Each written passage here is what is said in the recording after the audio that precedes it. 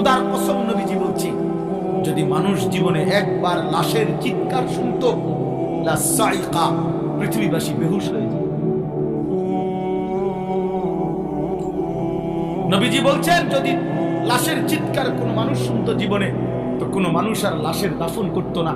কেউ কোনোদিন লাশের খাটিয়া কান্দে নিত না, কোনোদিন আর কারো জানাজাই পড়তো না। যা, যদি চিৎকার মারে, যদি নাফরমানের চিৎকার মারে।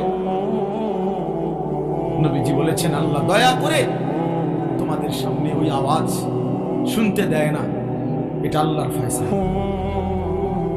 আল্লাহর ফয়সালা।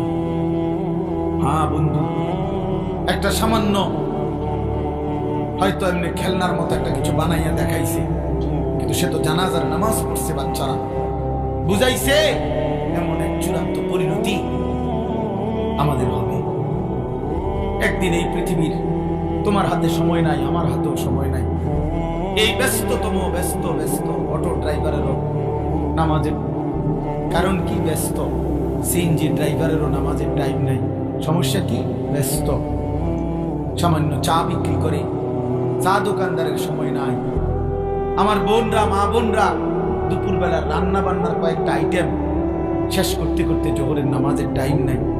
বাচ্চা গোসল করাইছে, নিজে গোসল করছে, রান্না বান্না করছে, এটুকুর কারণে জোহরের ওয়াক্ত শেষ।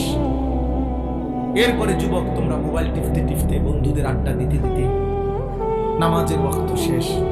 আল্লাহর কসমে ব্যস্ততম মানুষ আমাদেরকে মৃত্যু একদিন থামায় দিবে, একদিন সত্যি সত্যি থামায় দিবে।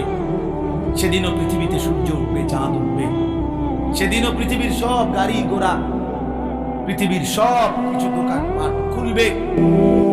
সেদিন শুধু তুমি থাকবে না, হাত আর নড়বে না, পা আর নড়বে না, চোখ আর মেলবে না, কান আর শুনবে না, কারো চিৎকার আর আহাজারি সেদিন আর তোমার কানে পৌঁছবে